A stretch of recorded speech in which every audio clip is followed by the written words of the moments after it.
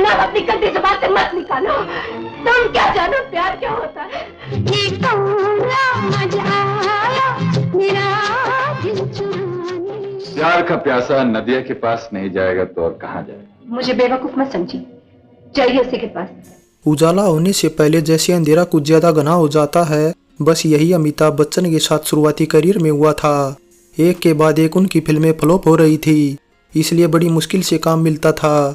बता दें, अमिताभ बच्चन का फिल्मी सफर 7 हिंदुस्तानी फिल्म से शुरू हुआ था, जो कि 1969 में रिलीज हुई थी और बॉक्स ऑफिस पर फ्लॉप साबित हुई थी।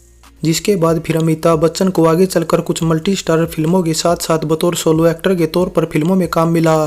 लेकिन आनंद फिल्म को छोड़ दे तो उस दौर में उनकी कोई दूसरी फिल्म बॉक्स ऑफिस पर कमाल नहीं दिखा पाई।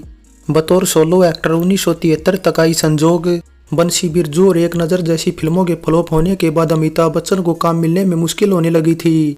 इसलिए एक और जहां प्रोड्यूसर डायरेक्टर उन्हें अपनी फिल्मों में कास्ट करने से बचते थे, वहीं दूसरी ओर ज़्यादातर हीरोइनें भी उनके साथ काम करने से कतराने लगी थी।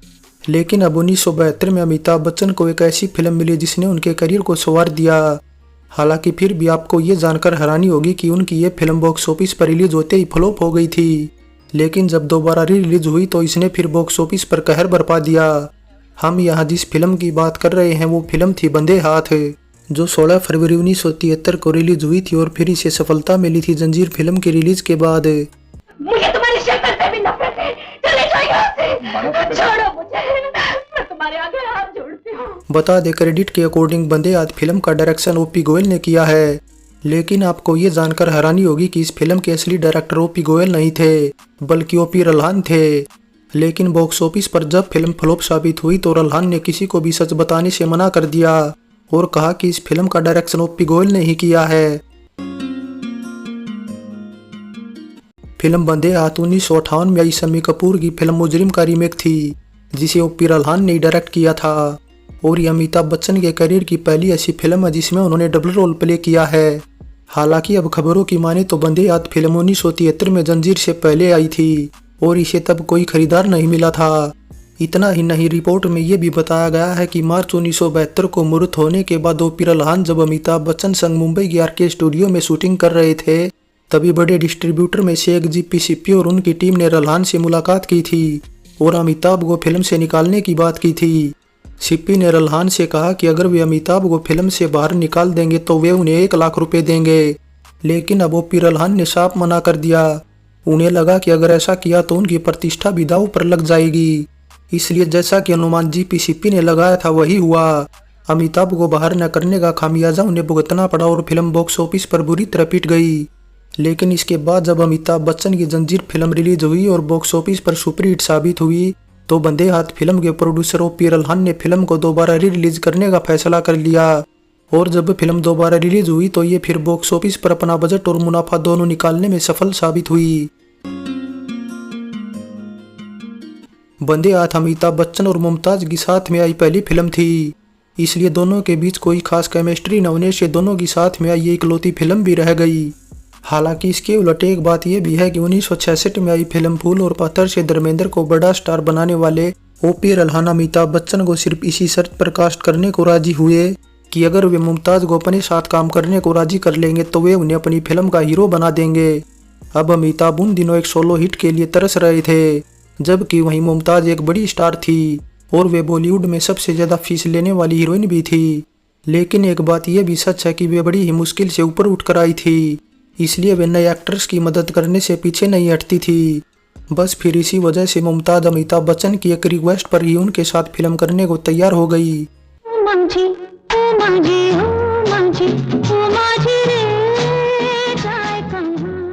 हालांकि अब शूटिंग के दौरान अमिताभ मुमताज की शानो शौकत देखकर हैरान हो गए, क्योंकि मुमताज सेट पर अपनी मर्सिडीज से आया करती थी, जबकि वहीं अमिताभ के पास तब एक साधारण सी फिएट कार थी। इसलिए अमिताभ अक्सर ही अपने को स्टार के बीच मुमताज की कार की तारीफ किया करते थे। बस फिर ऐसे में एक दिन मुमताज को ये पता चला कि अमिताभ उनकी कार को बेहद पसंद करते हैं, तो मुमताज ने अपनी मर्सिडीज शूटिंग लोकेशन पर ही छोड़ दी और अमिताभ की कार लेकर चली गई।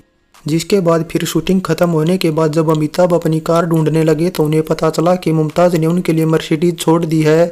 तो इस वाक्य के बाद वे काफी सरप्राइज हुए। हालांकि मुमताज की इस दरिया दिली के बारे में लोगों को तब तक पता नहीं चला जब तक कि अमिताभ ने ये किस्सा नहीं सुनाया, और अमिताभ ने इस किस्से का खुलासा 40 सालों बाद एक बुक लॉन्च पर किया था। मुमताज़ जी के साथ जब मैं काम कर रहा था और मुझे उनकी गाड़ी पसंद आई तो वो उस दिन मेरे लिए छोड़ के चली गई। बता दें, अमिताभ ने साल 2012 में मोहम्मद रफ़ी की बायोग्राफी माई अब्बा के लॉन्च इवेंट पर यह बात बताई थी। इसके अलावा अमिताभ ने यह भी बताया कि मुमताज़ द्वारा गिफ्ट की गई मर्सिडीज कार आज भी उनके पास है और इसे वे काफ़ी पसंद भी करते हैं।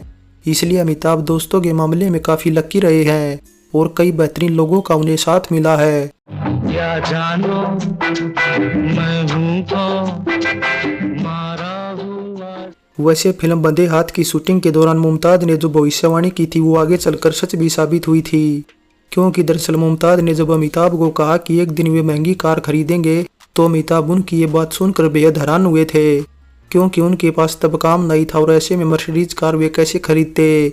लेकिन फिर देखिए, जंजीर फिल्म के बाद अमिताभ की किस्मत ऐसी चमकी कि वे फिल्म इंडस्ट्री पर राज करने लगे और कुछ सालों बाद ही सबसे महंगे सितारे बन गए। इसलिए अमिताभ को लेकर मुमताज की भविष्यवाणी बिल्कुल सच हुई, क्योंकि अमिताभ के पास आज ढेरों लग्जरी कारों का कलेक्शन है।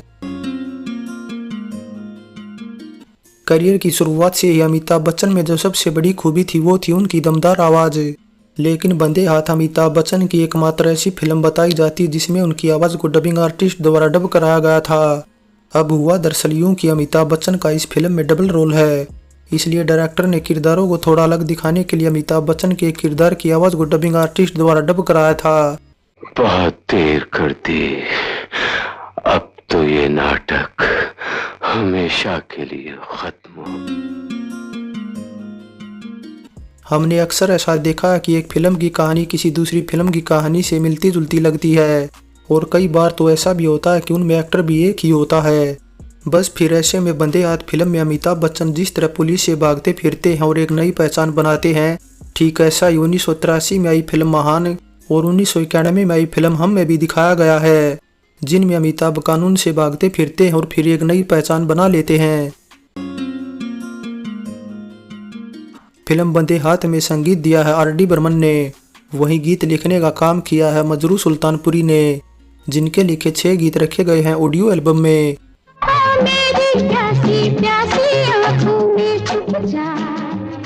अब बंदे हाथ फिल्म का गीत संगीत कुछ खास नहीं था, क्योंकि ऐसा कोई गीत नहीं था जिसे लोग याद रखें।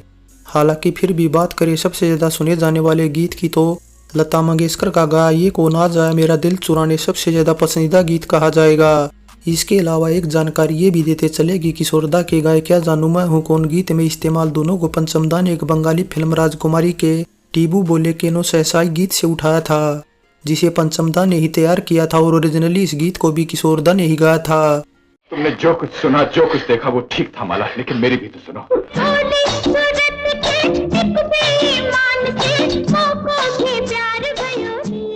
फाइनली जंजीर फिल्म के जरिए स्टार बनने से पहले रिलीज हुई बंदे हाथ अमिताभ बच्चन की लास्ट फिल्म थी, जिसे बनाने वाले ओ.पी. रल्हान ने इससे पहले धर्मेंद्र को फूल और पत्थर से बड़ा स्टार बनाया था।